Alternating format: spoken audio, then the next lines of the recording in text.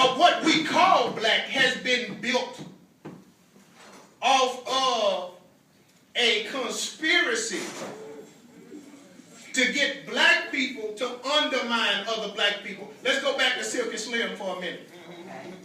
I love that brother. He was kicking some knowledge. But most of our pure literature came out of prison. Come on.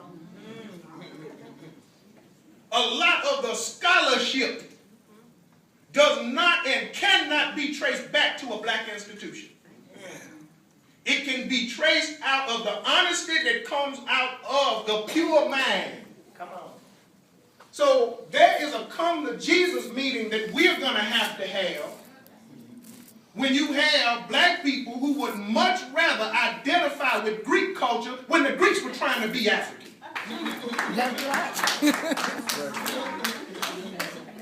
We would much rather brand ourselves, give our money, put Greek letters on us when Imhotep was the father of Greece.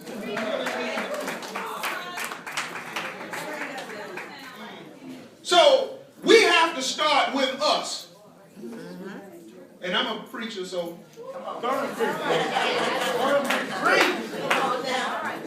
if you can't show your parishioners in the Bible, page for page, what black folk are, what you teaching. That's right. What theology? Is anybody from Selma University here? Didn't think so. A theology school. But when it's time to talk about African history and African culture, we back up. Because we are afraid of what it will reveal. It will reveal our own contradictions within ourselves. That's right. We still have the light-skinned, dark-skinned issue because we don't want to go into the literature that shows you where it comes from. Now, this is what I want you to do. I want you to name for me a slave narrative that says that light-skinned black people are prettier, better, more sophisticated than dark-skinned African Americans. I want you to show me a slave that say, you know what, I'm so glad I'm light-skinned. I want you to show me one. I want you to show me a slave narrative to where light skin is looked at as being better. You know why? People blame that stuff on the slaves. You're not going to find it in the slave literature. But I tell you where you can find it. That issue is a whole lot more recent than you think. The slaves were not that stupid. And Frederick Douglass says it was the lighter-skinned slaves that caught more hell than the dark-skinned ones. Yeah. He said by the time the Union troops got to the South, the Union troops didn't even know. They were fighting to liberate folk that didn't look too much different from them. He said that. Dr. White didn't say that.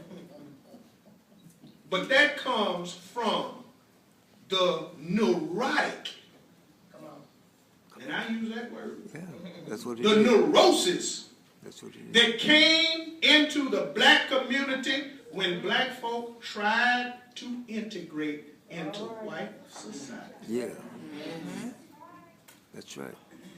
That is very recent. Sure.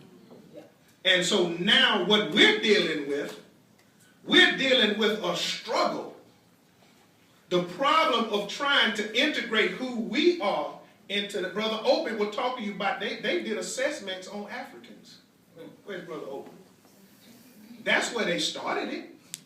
When Europeans started to colonize Africa, they came with the No Child Left Behind. That's where they first got left behind. And we have the nerve for black people, here again, the upper echelon, to push to become Rhodes Scholars. Brother told me I'm a Rhodes Scholar. Well, who was Rhodes? Yeah. Cecil Rhodes. A murderer. Who was it? A murderer. And here you naming your scholarship and basing your academic credentials on a hippie. Hey. Worse than him.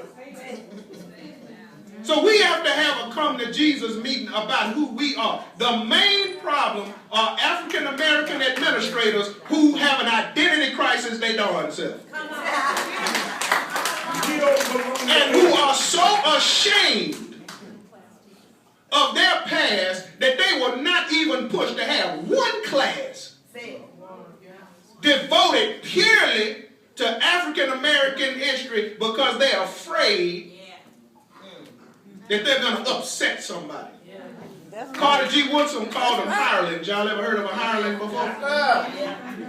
The hirelings have taken over because they are simply more useful. Yeah, that's it. To the new world or whatever you want to call it. That's right. Than we are. Yeah. And when I say we, I mean those people who are pushing for the truth. Yeah. So when you have No Child Left Behind and people imposing any kind of rules and laws on you, what you do is you turn and walk away. That's what you do. You start your own schools. Because that's what black people had to do. As opposed to bowing down to all of these rules and regulations, because a lot of that No Child, when I was an attorney with AEA, we dealt with that stuff constantly. And we came to the conclusion that educators didn't write this. See, I'm a lawyer and a lobbyist. I know when I hear my own people talking. Educators didn't write that. Oh yeah, they may have had think tanks. See, they'll suck you into that for in a minute. Let's come educators and let's sit down and assess. You see? What you do, when they invite you to that, you go get the food, you in the nice hotel, and you can do it the whole time because all of the data you're going to come up with, you're going to hand it in to somebody and you'll never see it again. Because the legislation will have already been written. They just needed to tell somebody, we got these educators together and they gave us this stuff. That's why lobbying is good, because you can come up with your own stuff. And if you fail, you fail. But you know what? You're not failing in somebody else's plan. You're failing in your plan. And you can put more muscle into your hustle, and you can look and you can see your own plan being put forth. So I'm sorry you asked me that question. They gave a mic to the wrong person.